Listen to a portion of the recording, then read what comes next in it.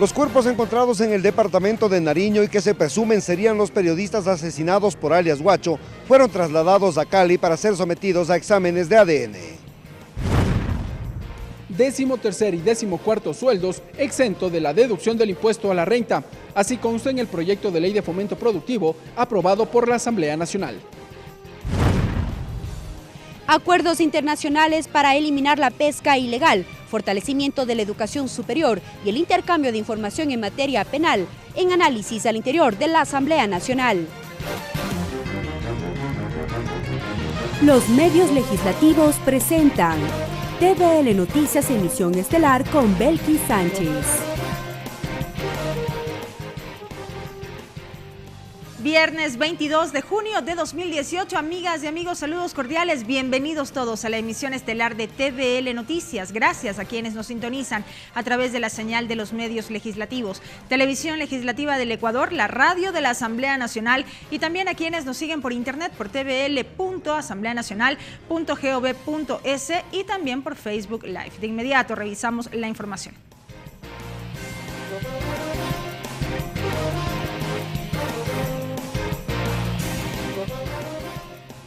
Con 73 votos afirmativos, el Pleno de la Asamblea Nacional aprobó la noche de este jueves el proyecto de ley de fomento productivo enviado desde el Ejecutivo. La votación se la realizó por partes y los artículos referentes al pago del impuesto a la renta en los 13º y 4º sueldos para quienes ganen más de $100.000 quedaron excluidos. Ahora el documento deberá ser remitido al Ejecutivo para su sanción o veto. Tras 4 horas y media de debate, el Pleno de la Asamblea aprobó el proyecto de ley de fomento productivo enviado con carácter urgente en materia económica. El ponente de la propuesta, el asambleísta Esteban Albornoz, mocionó que la votación sea en 2 partes. 73 legisladores respaldaron el contenido del proyecto. Sin embargo, se excluyeron los artículos sobre el pago del impuesto a la renta a los 13º y 4º sueldos. Durante el debate fueron divididos los criterios respecto de la propuesta del presidente de la República. Los asambleístas Jimena Peña y Fernando Burbano destacaron las bondades que a su juicio contiene el documento. El proyecto de ley también incorpora un artículo que habla de que las personas que en efecto han pagado en los últimos 24 meses sus deudas o se han igualado con los temas crediticios puedan salir de la central de crédito.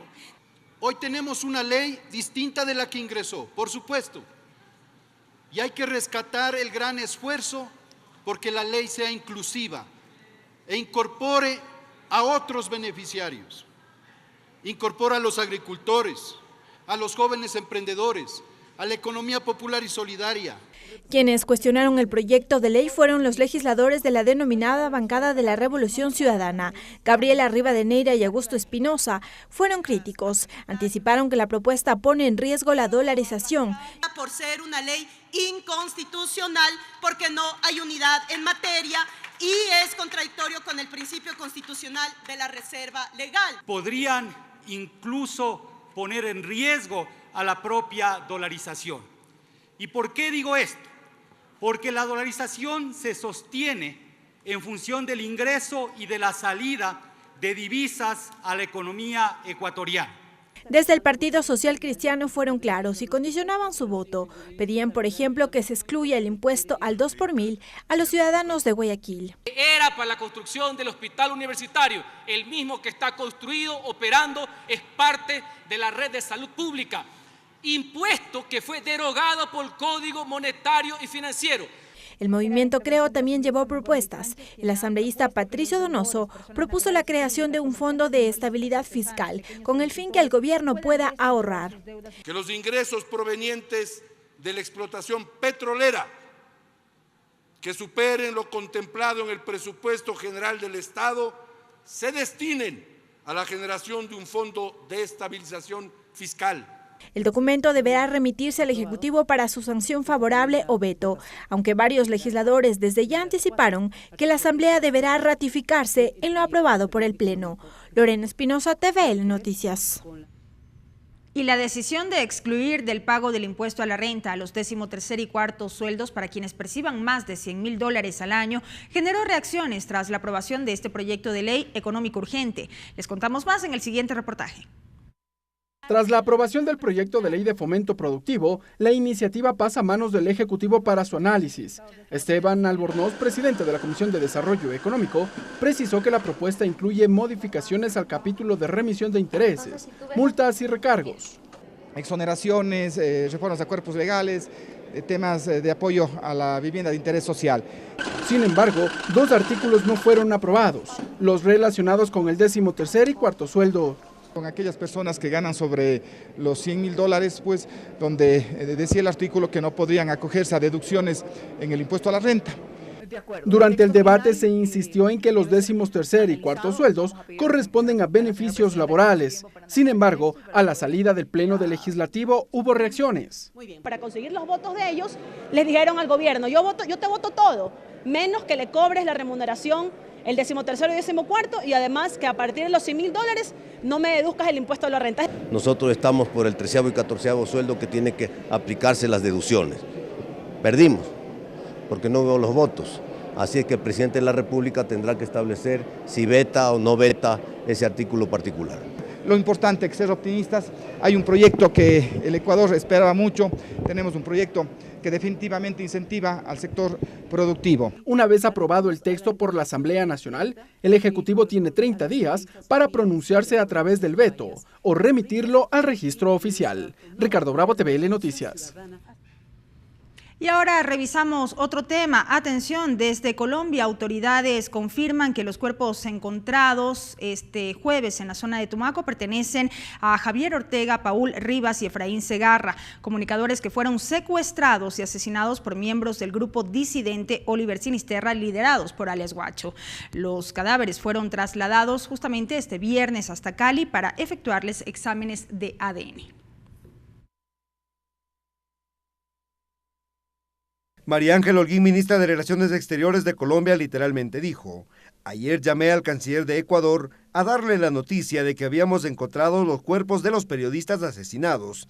Están hoy precisamente en Cali en ese reconocimiento para entregárselo a sus familiares. Los cuerpos fueron localizados en una zona selvática del departamento de Nariño. La ubicación del sitio donde se encontraban la habría revelado uno de los hombres cercanos a alias Guacho, capturado en los últimos días.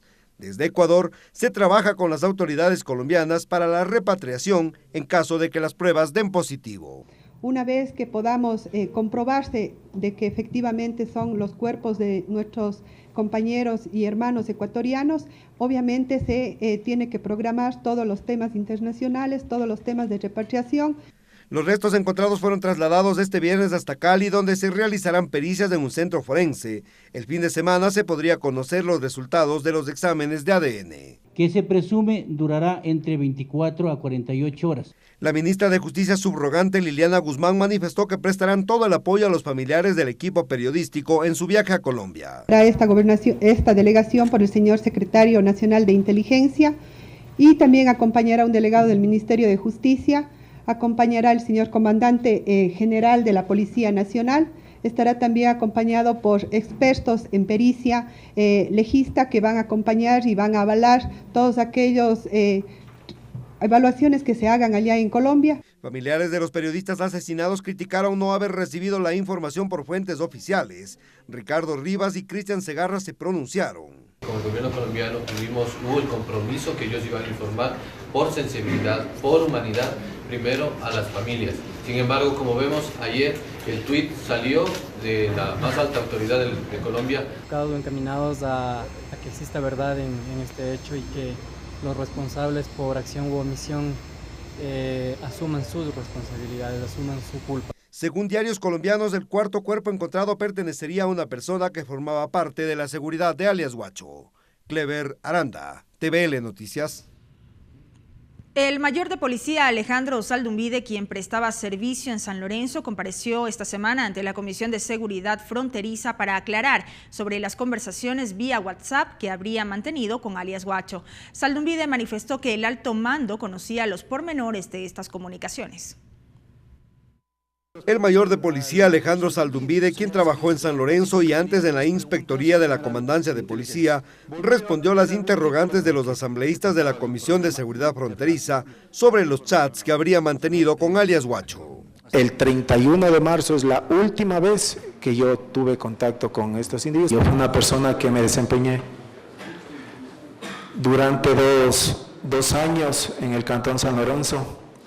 Es una plaza por lo general al cual le ven el mando policial como una plaza de castigo, en donde va gente desmotivada que está de una u otra manera, tiene algún tipo de conflicto. El mayor de policía señaló que el contenido de los chats con el líder del grupo disidente, Oliver Sinisterra, lo conocían los altos mandos. Todos los chats, las comunicaciones que están registradas, debidamente judicializadas en la Fiscalía, nunca mencionan estos individuos algún tipo de compromisos a los que usted se refiere. Lo único que ellos siempre solicitaban es la liberación de los detenidos, que se retire la fuerza pública del cordón fronterizo y que se nombre un delegado para tratar acuerdos y convenios de paz. El legislador César Carrión, quien pidió la comparecencia del mayor de policía, aseguró que algunas respuestas fueron absueltas.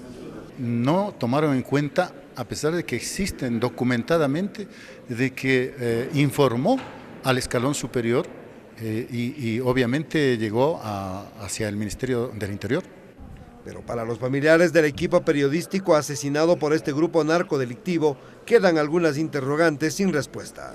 Múltiples dudas, porque necesitamos saber ahora si es que esa información que el mayor Zaldumbide le ha entregado a esta comisión también le fue compartida a las Fuerzas Armadas, y por qué en reiteradas ocasiones el exministro Zambrano ha dicho que él no tenía conocimiento de nada. La comparecencia no concluyó debido a que la comisión se quedó sin quórum. Clever Aranda, TVL Noticias. Y siguiendo en este mismo tema, el Foro Internacional de la Crisis a la propuesta, el rol del Poder Legislativo en la creación de una política en defensa y seguridad, concitó el análisis sobre la situación en la frontera norte. Expertos internacionales dieron detalles de la realidad de sus países al afrontar ataques narcoterroristas y también analizaron las acciones que debería emprender el Ecuador a propósito de esta problemática. Los jóvenes que viven en el cordón fronterizo son presa fácil de narcotráfico y ante la crisis que atraviesan en las zonas no tienen otra salida. Fue parte del discurso de Rosalía Arteaga, presidenta de la Fundación Fidal, quien dijo que no podemos hablar de seguridad nacional si aún tenemos grandes problemas en las zonas de frontera. Por ello planteó el tratamiento de una ley que tenga el enfoque integral de la realidad. En donde podamos darle un futuro a nuestros jóvenes, porque allí está el semillero de la violencia. Allí está el semillero de la desintegración. En el acto, la titular del Legislativo, Elizabeth Cabezas, fue clara con los avances generados en la Asamblea Nacional, al tiempo que resaltó que es deber de todos los organismos del Estado trabajar en conjunto. Es un trabajo que es en conjunto, es un trabajo integral, no solamente de los actores externos a la Asamblea, sino de quienes somos asambleístas y que más allá de las diferencias políticas que podemos plantear, tenemos objetivos comunes y claros, que es restablecer una institucionalidad que dé la seguridad necesaria a nuestro país.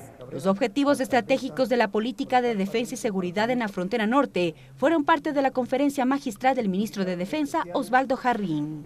Esto es lo que nos permite ver no solamente el escenario particular, sino otros escenarios que están vigentes y de los cuales se desprenden amenazas, situaciones de riesgo a los que se tienen que afrontar. Los expositores de Estados Unidos y España, Steven Donoghue y Eduardo Madina, respectivamente, pusieron en debate el fin social de la seguridad en las fronteras. Puede ser política, pero sin ser partidaria. Tienen la capacidad de éxito o la posibilidad de éxito mucho mayor. Que la política antiterrorista solo funciona cuando deja de ser una política de partido y empieza a ser una política de Estado. Entre las conclusiones que dejó el foro está priorizar la atención de las zonas ubicadas en el cordón fronterizo. Mariela Logroño, TVL Noticias. Entrevista. Y precisamente vamos a ampliar todos estos temas en nuestro segmento de entrevistas. Para ello ya nos acompaña Santiago Orbe. Santiago Orbe, docente, analista en seguridad y temas internacionales. Santiago, qué gusto que nos acompañe. Bienvenido nuevamente a este espacio. A ustedes su atención, a las órdenes. Hemos visto esta información que se conoció la tarde y noche de ayer sobre el hallazgo de cadáveres en la zona de Tumaco, en Colombia, y en el anuncio que hicieron las autoridades la noche de este jueves, justamente se precisó, se indicó que podría tratarse de los colegas periodistas de Diario El Comercio que fueron asesinados en marzo pasado. Así es, bueno, ya se lo ha mencionado, y es que este tipo de información, este tipo de noticias se nos llega a través de medios que no son oficiales. Y sin embargo, de aquello hay una alta probabilidad de que estos cuerpos encontrados correspondan al equipo periodístico de Diario El Comercio. Pero como bien han dicho los familiares, como muchos académicos y sobre todo como la opinión pública lo ha mencionado, este no es el final. De hecho, se está mencionando que esto tiene que clarificarse y sobre todo desarrollarse alrededor de temas que son ya de interés estratégico, y para lo cual, como hemos visto también en la anterior información presentada por ustedes, se está presentando este gran marco de acción político estratégico dentro del plan de seguridad, denominado Plan de Seguridad y Defensa de la Frontera Norte. Este es un primer paso, y sin embargo de aquello sí es doloroso saber o enterarnos que todavía el gobierno colombiano sigue manteniendo una forma de diplomacia informativa a través de sus propios medios, y si bien es cierto, existe ya de las declaraciones por parte de la señora canciller colombiana y de la información que le hizo conocer al canciller José Valencia en Ecuador, pues los datos y la evidencia hablan básicamente de que lamentablemente otra vez esta triste información tuvo que ser desarrollada a través precisamente de medios informativos colombianos. Entonces, tiene que haber ya una forma de exigencia por parte del gobierno ecuatoriano para que se manejen estos canales regulares y oficiales que en principio respeten esta forma de acuerdos que se habían desarrollado después de los acontecimientos lamentables del secuestro del equipo periodístico y después también, por supuesto, de las lamentables noticias al respecto de la situación de ellos después, más adelante, ¿no? Pero por otro lado también tenemos que desarrollar ya y entender que el fenómeno de la violencia, el fenómeno de la inseguridad, el miedo, impiden tomar decisiones adecuadas, pero para eso están los decisores de orden político, para que establezcan decisiones y marcos de acción estratégicos en el cual todos, la sociedad en su conjunto, estén vinculados y estén articulados. Vamos a desarrollar justamente todos estos aspectos por parte. Efectivamente, como veíamos en una nota precedente, trascendió hace pocas horas que habría habido un pronunciamiento por parte de la canciller de Colombia a medios de comunicación en donde habría adelantado que se comunicó el día de ayer con el canciller ecuatoriano y habría confirmado que se trataría en este caso de los colegas periodistas de Diario El Comercio. ¿Cómo es este proceso? Porque hoy se conoció que estos cadáveres fueron trasladados hasta Cali para hacer los exámenes de rigor de ADN. ¿Cómo funciona todo este proceso? ¿Cuánto tiempo lleva? En la práctica, ¿cuánto tiempo debería transcurrir para conocer efectivamente que se trata o no de ellos? Todo depende de muchos factores, sobre todo de la evidencia y de la escena del crimen o de la escena donde se hayan encontrado los cuerpos, en este caso del equipo periodístico de Diario El Comercio. Por otro lado, tenemos que ver los procedimientos legales y la evidencia procesal que se levanta al respecto de esto. Todo el entorno es importante. Por eso viajó personal de Fiscalía, precisamente para recabar todos estos datos, toda esta información, que aproximadamente, y dependiendo del estado de conservación de los restos, pues demorará entre 24 a 48 horas. Sin embargo, existe algún tipo de evidencia que es rápida, que se puede observar. Se hablaba de una prenda de vestir en particular, por ejemplo.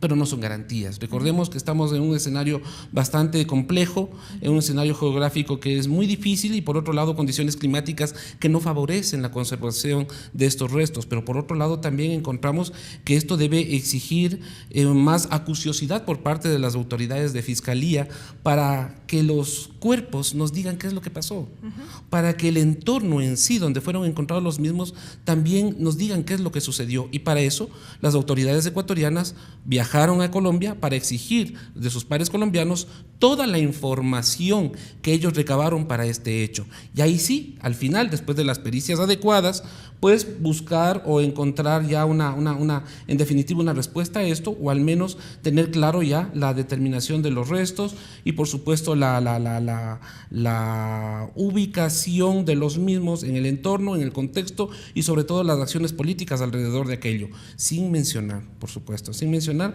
el hecho doloroso del reconocimiento de los mismos por parte de sus familiares. Han transcurrido más de 2 meses de lo ocurrido. La noticia conocida este jueves, sin duda alguna, reaviva el dolor no solo para las familias, sino también para amigos, para quienes tuvieron la oportunidad de conocerlos, para todo un país que ha seguido de cerca este caso y que ha venido exigiendo justicia en todo este tiempo. Pero han pasado todas estas semanas para finalmente llegar a lo que ahora conocemos y todavía hay expectativa por ver los resultados. ¿Qué nos dice esto? Bueno, es que este tipo de fenomenología criminal no es fácil de manejar, tampoco es una situación que nos presenta soluciones al corto plazo, sino a mediano y largo plazo. Inclusive. Y por otro lado también encontramos que todo esto sin desmerecer el hecho de la voluntad política que pueda tener el gobierno ecuatoriano, ha estado subordinado hacia la voluntad de acción que ha tenido el gobierno colombiano. Y en tal sentido también vemos que ha sido un escenario difícil en términos de política, en términos de decisiones estratégicas, en términos de también brindar un poco de cuentas al respecto de lo que han hecho a favor de esto, de encontrar los cuerpos del equipo periodístico. Pero también detrás de esto hay otra situación que es muy importante entenderla, y es que lejos de encontrar una solución, también se siguen despertando muchos hechos que siguen en la escena del debate público, como por ejemplo el hecho de cuántas personas han trabajado antes, o sobre todo cuántos insumos han sido necesarios para que nosotros lleguemos por lo menos al encuentro de los cuerpos del equipo periodístico. Pero por otro lado también, ¿cuál es la acción y determinación de orden político que se va a tomar por parte del nuevo gobierno o del flamante gobierno colombiano a la hora de topar estos temas que son tan importantes en territorios de frontera? Han sido 2 meses que parece que se olvidó el tema. Y eso es doloroso porque también hay 2 personas que siguen secuestradas. A eso iba, o sea, igual situación compleja aplica para el caso de la pareja que fue secuestrada, claro, y del uniformado también que desapareció en la zona de frontera. Son temas delicados, son temas que le han tomado al Ecuador de una forma en la cual nosotros no esperábamos y no estaba preparado. Es una irresponsabilidad del gobierno anterior, ya lo sabemos. Ahora se están tomando decisiones de orden político estratégico. La propuesta que se ha hecho por parte del Ministerio de Defensa y que también ha sido apoyada por el presidente de la República es un primer paso, pero entendemos que esto se enmarca dentro de todo un proyecto, de todo un proceso de acción política que va a demorar mucho más tiempo, mucho más contingencia y articular capacidades interinstitucionales para desarrollar esta gran política y llevarla a la práctica, esta gran política de seguridad y defensa. Sin embargo de esto, y sin embargo de que esto es un punto favorable, encontramos que en términos de violencia, en términos de la criminalidad y sobre todo de lo que son la presencia de actores y economías criminales, pues esto todavía está muy difícil de desentrañar, y sobre todo todavía no hay mucha claridad al respecto del camino que se va a tomar, porque como vemos la presencia sigue ahí. Tenemos 2 personas que están secuestradas, tenemos un militar desaparecido, tenemos hace años otra persona en Ibarra que fue secuestrada y que no se sabe nada, y que ahora es la responsabilidad del gobierno ecuatoriano asumir el control y sobre todo el manejo político estratégico de toda esta situación en territorio de frontera, y sobre todo manejando ya este fenómeno interméstico de la violencia criminal o de la criminalidad internacional que se ha presentado y que sobre todo en la región y específicamente en el Ecuador ha creado mucho dolor. Ahora bien, usted hacía referencia al inicio de esta entrevista a este plan de defensa, seguridad y desarrollo para la frontera norte que justamente fue presentado por parte del gobierno nacional en los últimos días. Se dijo en la presentación de este plan que se trata de una política de defensa integral que no solo incluye el reforzamiento del control militar en el territorio, sino también que se busca persuadir al AMPA y dotar de seguridad y desarrollo a las comunidades. Esto, sin duda alguna, deberá ir de la mano con reformas legales que permitan de alguna manera viabilizarlo. Pero por supuesto, de hecho la presencia del ministro de Defensa en este tipo de foros empieza ya a desarrollar y llamar la atención al respecto de los decisores políticos. La misma Asamblea ya tiene que trabajar al respecto de aquello. Se creó una comisión ocasional justamente para tratar estos temas de la seguridad fronteriza y se empieza a trabajar en una norma, en un código integral que abarque varias normativas relacionadas con los temas de seguridad. ¿Por ahí es la línea a seguir? Eso es una parte. Eso es una parte, porque estamos hablando de temas estratégicos, de interés nacional, en donde toda la comunidad debe participar. Es decir, todos tenemos que aportar, la opinión pública, los medios de información, la academia, todos los sectores profesionales deben ya aportar al respecto de esta gran temática. Es decir, lo que se ha presentado son las grandes líneas de acción. Sobre esas líneas de acción nosotros empezamos a articular sinérgicamente capacidades al respecto de estos grandes temas que se los he empezado primero a delimitar y después de ellos a estructurar como grandes libros de la seguridad, de la defensa, de la protección civil, de la inteligencia, que tanto problema ha construido y sobre todo tanta indefensión ha generado la opinión pública, porque la lógica de acción que se estaba desarrollando, sobre todo en los subsistemas de inteligencia, no era de Estado, era de gobierno. ¿Qué significa esto? Que el Estado estaba subordinado a las decisiones de orden político, ideológico y de interés personal de algunos actores. Y esto no puede ser así. Lo que tiene que servir es la inteligencia para precautelar la seguridad pública de todo el país, de los ecuatorianos, y en el marco de esto, pues, dar luces al respecto de potenciales amenazas que se encuentran presentes o que pueden afectar, en definitiva, las bases o las estructuras de la sociedad en su conjunto, del Estado, incluso de sus instituciones. La inteligencia es de eso, es molestosa, pero al final da y tiene sus resultados. Lo que se venía haciendo era personalizar estos hechos para perseguir, para juzgar, para ya adelantarse incluso por encima de las instituciones y generar un orden, un estado policial, un estado de control. Ahora lo que se está demarcando, delimitando, es la capacidad de cada una de estas instituciones: Fuerzas Armadas, Policía Nacional, Ministerios de Desarrollo, Ministerio de Bienestar Social, en fin, Cancillería.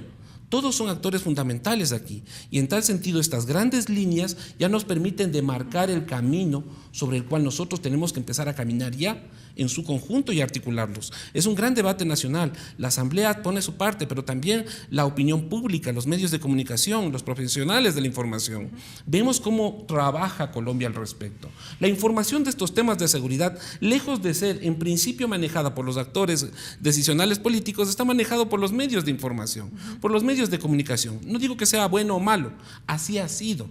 Y eso es lo criticable, porque cuando Pero hay un compromiso por medio entre Estados, es lo criticable porque había un compromiso entre Estados y no se lo manejó. Entonces nosotros tenemos que empezar a precautelar y trabajar sobre estas cosas que se están dando y que han sido perjudiciales para el Ecuador, para su población y sobre todo a la hora de sostener y dar garantía que nuestras instituciones tengan la capacidad de legitimar sus acciones. ¿Cómo se legitiman las acciones de las instituciones? Cuando la población se siente representada en ellas. Correcto. En el momento en que no creen sus instituciones, ahí empiezan los fallos de seguridad. Y el miedo impide pensar y tomar decisiones adecuadas. Ahora que ya tenemos más o menos el norte establecido, empezamos a trabajar.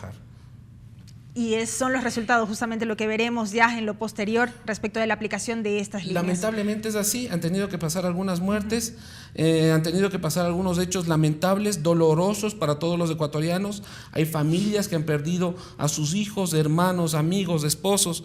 Es muy difícil y es lamentable que tenga que pasar este tipo de cosas, pero este es el momento, así que si no lo hacemos ahora, ¿cuándo?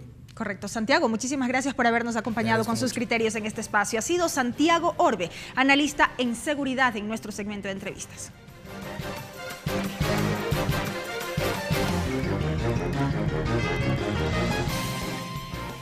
Vamos con otra información. En la Asamblea Nacional hubo reacciones esta semana tras la visita de la viuda del general Jorge Gavela y del perito Roberto Mesa. Por un lado, los legisladores del ala correísta aseguran que el tema ya fue archivado, mientras que desde otra perspectiva, los asambleístas consideran que es momento de reavivar la investigación del caso Gavela. La visita de Patricia Ochoa, esposa del general Jorge Gabela, fallecido en el 2010, acompañada del perito argentino Roberto Mesa a la Asamblea Nacional, desempolva reacciones en el legislativo, pues uno de los argumentos sostenidos por el especialista es que la denuncia de Gabela por la adquisición de los helicópteros DRUV fue el detonante. Ante ello, los asambleístas de la línea correísta consideran que el tema ya fue archivado y que los documentos reposan en la Secretaría General.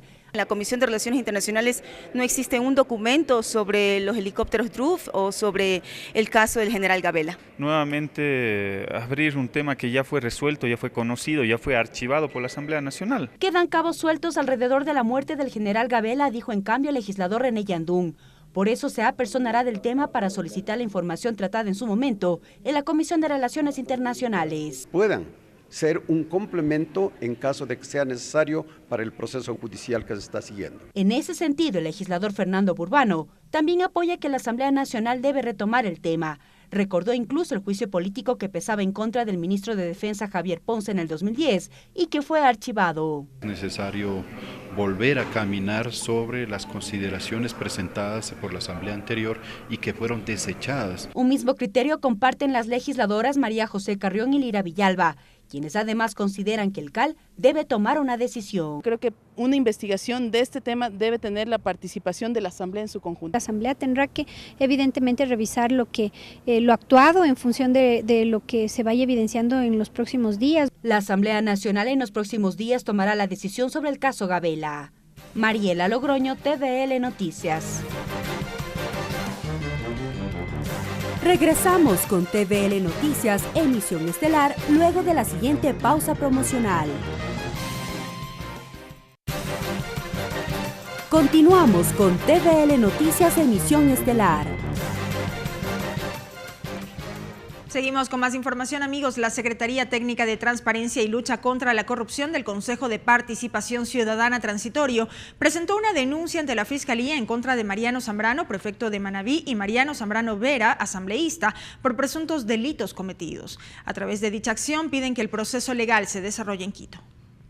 Personeros del Consejo de Participación Ciudadana Transitorio y de la Secretaría Técnica de Transparencia acudieron a la Fiscalía General del Estado para presentar una denuncia en contra del prefecto de Manabí, Mariano Zambrano, y de su hijo, el asambleísta Mariano Zambrano Vera, por supuesta delincuencia organizada. Y que nos parece también una falta de control por parte de la Superintendencia de Compañías, es que en un solo día, se hicieron transferencias por más de 15 millones de dólares en menos de un minuto. Y sin que la Superintendencia de Compañías, que estaba obligada a hacer un control de esas transferencias, haya por lo menos emitido una alerta. Los denunciantes manifestaron que se investiga presuntos delitos como tráfico de influencias, enriquecimiento ilícito, perjurio, testaferrismo y lavado de activos. Proyectos de contrataciones, por ejemplo, con la compañía Selec, proyectos con el gobierno municipal de Juján, también obviamente con la Dirección Nacional de Aviación Civil, con un contrato de arrendamiento para un stand que tenía el señor asambleísta Mariano Zambrano Vera en calidad de presidente de la compañía Manta Host. Piden iniciar un proceso penal en contra de Zambrano padre y de su hijo en Quito por el fuero de corte que tiene el asambleísta y porque no confían en cómo se están llevando los casos en las instituciones de la función judicial en Manabí. Creemos nosotros que el escenario de trabajo de este caso en Manabí es demasiado contaminado y necesitamos que el país lo conozca, que el país sepa que se están respetando las leyes, garantizando el debido proceso. Mariano Zambrano Vera, actual asambleísta, manifestó que todavía no ha sido notificado por las autoridades, pero rechazó las acusaciones. Este funcionario que ha hecho la denuncia ha aseverado que hemos incurrido en algunos delitos cuando la Fiscalía ni siquiera ha procesado la información. Según los denunciantes, estas actividades ilícitas habrían causado un perjuicio al Estado por alrededor de 70 millones de dólares. Clever Aranda, TVL Noticias.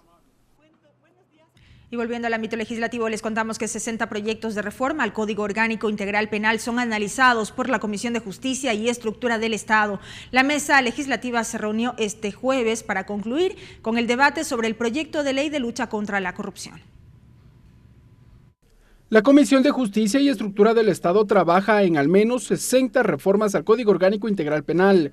Una de esas iniciativas es la denominada como lucha contra la corrupción. Así lo explica la presidenta de esa mesa legislativa, Marcela Aguiñaga.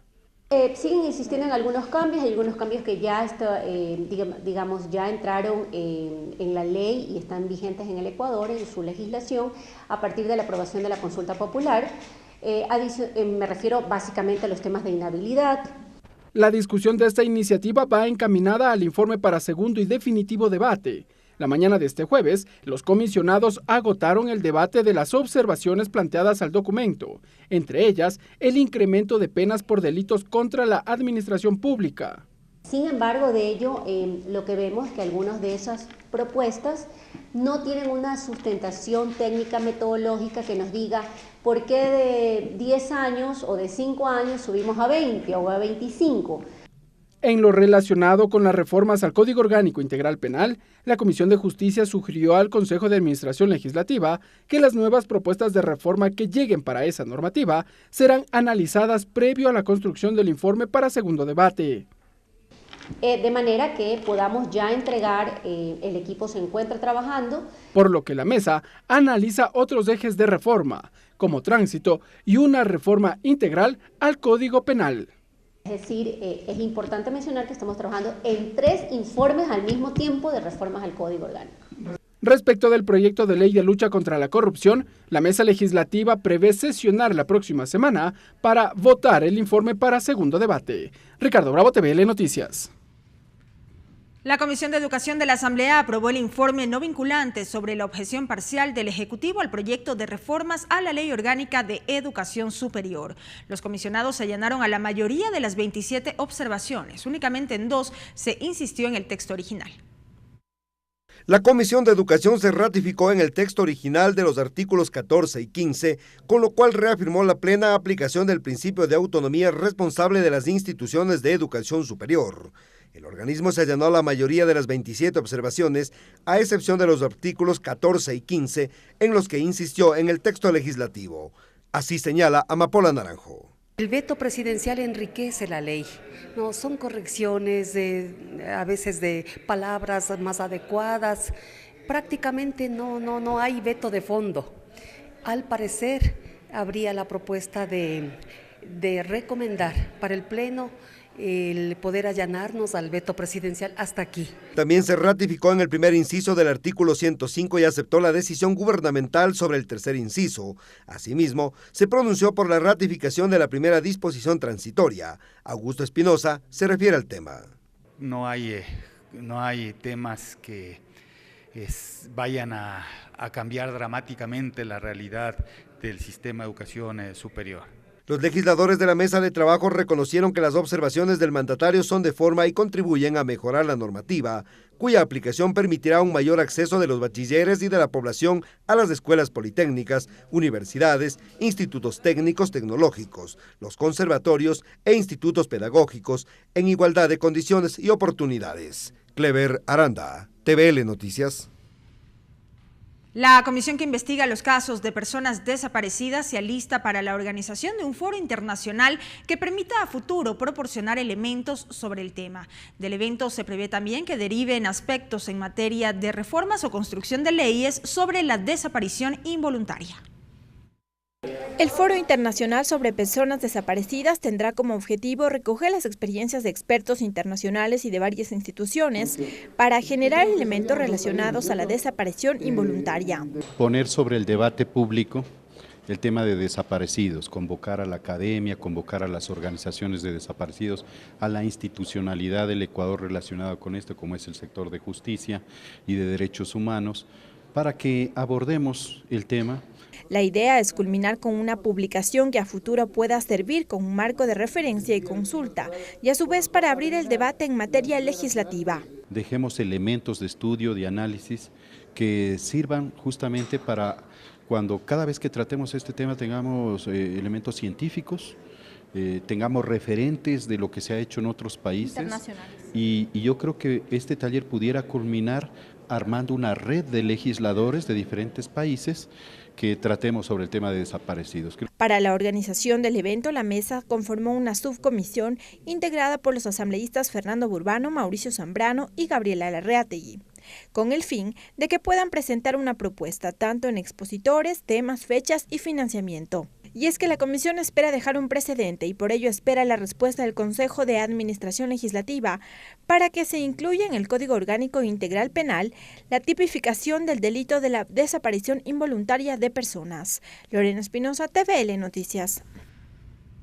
La Comisión de Soberanía de la Asamblea conoció varios instrumentos internacionales, entre ellos el convenio entre Ecuador y Belarus para el conocimiento de documentos educativos. Además, un convenio para evitar la pesca ilegal y finalmente una resolución entre Ecuador e Italia en materia jurídica penal.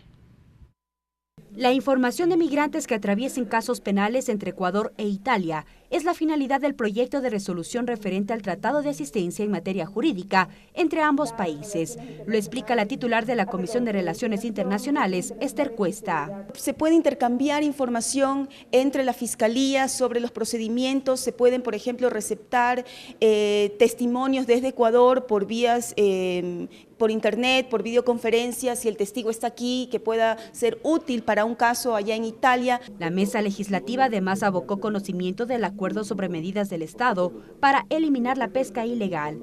El integrante de la comisión, Fafo Gavilanes, precisó que a pesar de los esfuerzos de controlar la zona marítima, no existe el equipamiento necesario. De ahí la importancia de este instrumento internacional. Las Fuerzas Armadas, la Marina, hacen todos los esfuerzos necesarios para controlar aquello, pero sin embargo su implementación o su equipaje no es el suficiente por cuanto a mantenimiento. Entonces nosotros tenemos que darles el instrumento legal, la base legal, para que ellos puedan hacer un efectivo control. Para el fortalecimiento educativo, la Comisión también tiene en sus manos un convenio entre Ecuador y Belarus para el conocimiento de documentos educativos y títulos de estudios superiores. Según Gavilanes, en la actualidad, 10.000 becarios ecuatorianos estudian en el exterior. Este instrumento internacional generará grandes avances en educación superior. Esto nos va a permitir tener mayores becas, mayor intercambio de conocimiento y como manifiesto de que la tecnología venga a nuestro país, que es tan necesaria. La Comisión además aprobó el informe que sugiere al Pleno ratificarse en el memorándum de entendimiento entre Ecuador y México con fines migratorios. Mariela Logroño, TVL Noticias. La Comisión de Participación Ciudadana continúa con el tratamiento del proyecto de ley de organizaciones sociales sin fines de lucro. En la lectura del documento surgieron nuevos temas para ser tratados, como los réditos económicos de las organizaciones, además la posible eliminación de pueblos y comunidades para la creación de organizaciones. Se trata del primer eje de las reformas a la ley de tránsito, el otorgamiento de la licencia de conducir, tanto profesionales como Sportman. Fabricio Villamar, vicepresidente de la Comisión Ocasional de Tránsito, pone sobre la mesa de discusión cuál es el organismo idóneo para la capacitación de los conductores. Pero por lo tanto, lo que tienes que verificar es el cumplimiento de los requisitos para la obtención de la licencia, que estos requisitos estén verificados por una escuela que sea reconocida y que pueda garantizar y que no sea la misma escuela de los conductores, porque caso contrario volvemos exactamente al mismo concepto. De acuerdo a la organización no gubernamental Justicia Vial, en su último informe, cerca de 14 personas mueren al día por siniestros de tránsito y al menos 150 resultan heridas. El asambleísta Freddy Alarcón considera que la educación vial será un eje de debate. Desde el primer año de inicial hasta todo el recorrido que hacemos como estudiantes en la educación básica tiene que constar la materia de educación vial. De hecho, según los especialistas en temas de tránsito, el 96% de los siniestros están ligados con el factor humano. De ahí que las reformas se ampliarán a todos los sectores involucrados, agrega el legislador Marcelo Simbaña. Si me preguntan a mí, yo considero que la capacitación es el camino. Hemos invitado a toda la ciudadanía, a todas las fundaciones, organizaciones, gremios, de que se incluyan a estos debates, que van a ser sesiones abiertas. De acuerdo al cronograma de trabajo, la Comisión Ocasional espera concluir con el proyecto de reformas a la Ley de Tránsito hasta noviembre de este año. Ricardo Bravo, TVL Noticias. Hacemos una precisión, este reportaje que acabamos de revisar tiene que ver con la sesión que mantuvo esta semana la Comisión Ocasional que analiza los temas de tránsito precisamente para avanzar hacia una reforma a esta normativa legal. De inmediato compartimos con ustedes el siguiente reportaje que recoge lo trabajado por la Comisión de Participación Ciudadana que, como decíamos, continúa con el tratamiento del proyecto de ley de organizaciones sociales sin fines de lucro. En el tratamiento del proyecto de ley de organizaciones sin fines de lucro surgieron varias interrogantes, como el destino de los recursos económicos de los asociados. El presidente de la Comisión de Participación Ciudadana, Héctor Yepes, aclaró la finalidad de la norma. La organización sin fines de lucro puede tener eventualmente hasta un negocio, puede tener un restaurante, un local de comida. ¿Cuál es la diferencia? Que lo que le entra por ese concepto no puede repartirse en utilidades, tiene que reinvertirse en la finalidad social. Respecto al artículo 3 sobre la organización, establece que podrán denominarse fundaciones, corporaciones, comités, cámaras, veedurías, colegios, comunidades o adoptar cualquier denominación salvo que la ley expresamente imponga nombres. Los legisladores consideraron que el incluir a pueblos y nacionalidades podría generar inconvenientes. Explicaron por qué. En el momento de reconocer comunas y pueblos, porque nos estaríamos metiendo nosotros ahí en un término de la en el contexto de la autodeterminación. Deberíamos de sacar en el proyecto de ley nuestro el tema de pueblos, nacionalidades y las comunidades, tal como lo dice la Constitución. Este aspecto para el legislador Luis Pachala debe ser bien analizado. No se puede dejar sin incluir a todos los sectores. Yo el tema de pueblos sí le sacaría, pero el tema de comunidad no, porque yo creo que es una forma de ir como dándole vida para que justamente sean partícipes de los beneficios del Estado. En la propuesta aborda aspectos como derechos y obligaciones, creación, funcionamiento y disolución de organizaciones, catastro único y acompañamiento. El proyecto tiene como fin regular la creación de las organizaciones de derecho privado con finalidad social, de acuerdo a lo previsto en la Constitución de la República. Mariela Logroño, TVL Noticias. El libro 2 sobre el cuidado integral de la salud dentro del proyecto de Código Orgánico de la Salud continúa en análisis en la mesa legislativa a cargo de su tratamiento. El legislador William Garzón, presidente de esta comisión, precisó que este libro en particular es uno de los más amplios, pues cuenta con aproximadamente 200 artículos. El legislador además aclaró que en la actualidad el tema político ha generado que se desconozca el sentido de esta iniciativa y por ello hizo un llamado a analizar el articulado para evitar malas interpretaciones de una propuesta que, según expresó, busca mejorar la calidad de vida de los habitantes. Han generado debate y asumo yo por la mala información, la mala interpretación y diría también hasta la mala intención de algunos compañeros asambleístas. Estamos en este momento también sistematizando todos los aportes del libro 1 y el día de hoy continuamos con la lectura del articulado del libro 2. Nos faltan aproximadamente unos 10 artículos por terminar el libro 2. El libro 2 se refiere al cuidado integral de la salud. Es el libro más extenso que tiene el código y tiene aspectos importantes que se los está impulsando y promoviendo, como es la promoción de la salud, la prevención de la enfermedad, que son dos aspectos que se los ha topado a lo largo del debate. Es momento de una nueva pausa, amigos. Al volver, más información. Quédese en nuestra sintonía. Regresamos con TVL Noticias, emisión estelar, luego de la siguiente pausa promocional.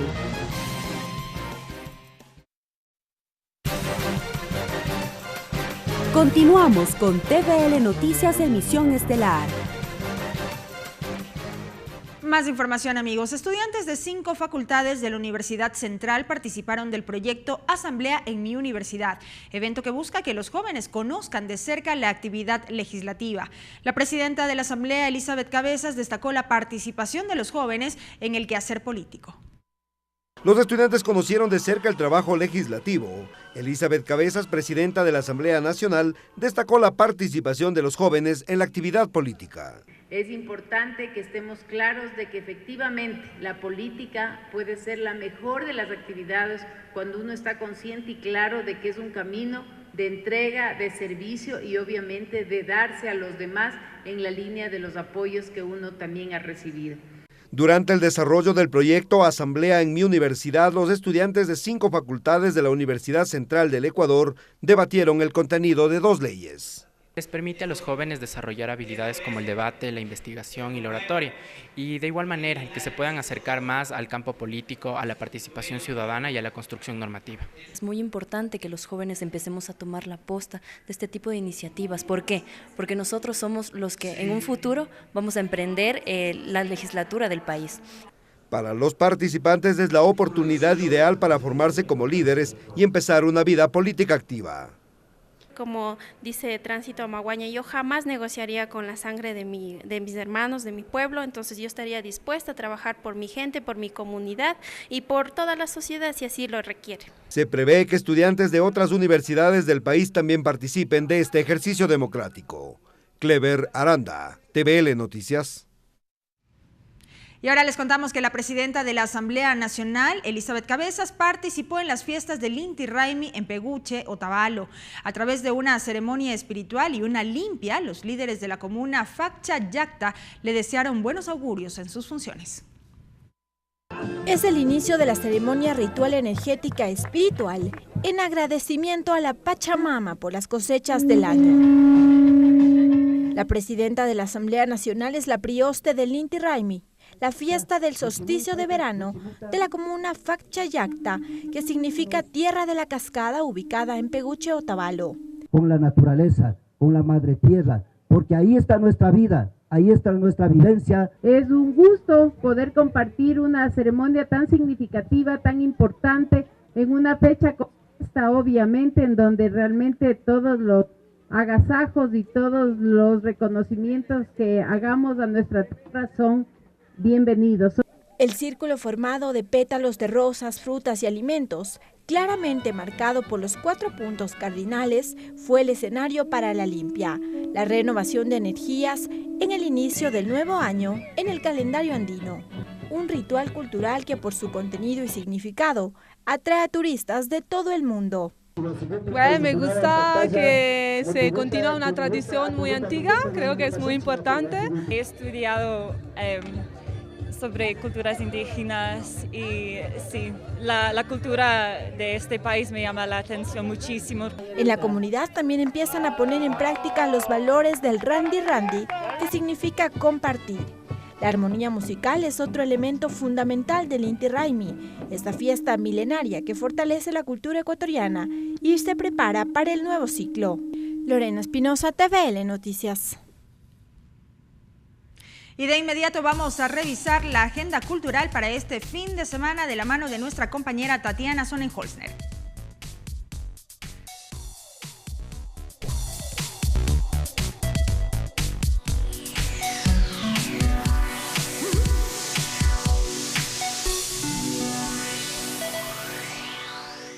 Este viernes a las 8 de la noche, la obra de teatro Click se presentará en el Teatro Mala Hierba a las 8 de la noche. La Bolsa de Valores de Quito, en alianza con KPIP, te invitan a la primera Feria de Ahorro y Financiamiento del Ecuador este sábado en el Centro de Exposiciones Quito, dentro del Parque de la Carolina, desde las 9 de la mañana.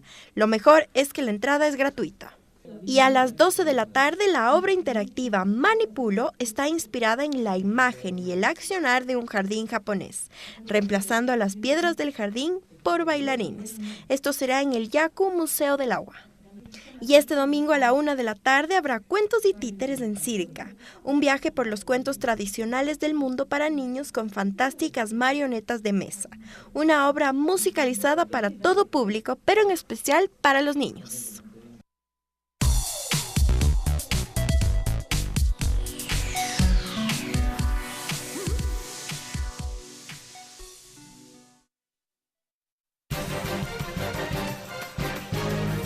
Agenda de actividades. Y de inmediato compartimos también con ustedes la agenda de actividades de la Asamblea Nacional prevista para el próximo lunes 25 de junio. 15 horas. Comisión de los Derechos Colectivos recibe a Roberto Manciati, presidente de la Asociación Ecuatoriana de Radiodifusión de Pichincha, a Manolo Gavilanes, presidente de la Asociación Ecuatoriana de Radiodifusión de Chimborazo, a Manuel Guevara, presidente del Colegio de Periodistas de Chimborazo, a Marcelo Pino, presidente ejecutivo de TV Sultana, y Miriam Murillo, directora de la carrera de Comunicación Social de la Universidad Nacional de Chimborazo. Todos ellos compartirán con esta mesa parlamentaria sus observaciones a los proyectos de ley orgánica reformatoria a la Ley Orgánica de Comunicación. Será en el 5º piso, Palacio Legislativo. 15 horas, sesión de la Comisión de Derechos Colectivos el próximo lunes 25 de junio. Y así llegamos a la parte final de esta emisión de noticias. Gracias por haber estado con nosotros. Disfruten de su fin de semana. Los medios legislativos presentaron TVL Noticias, emisión estelar.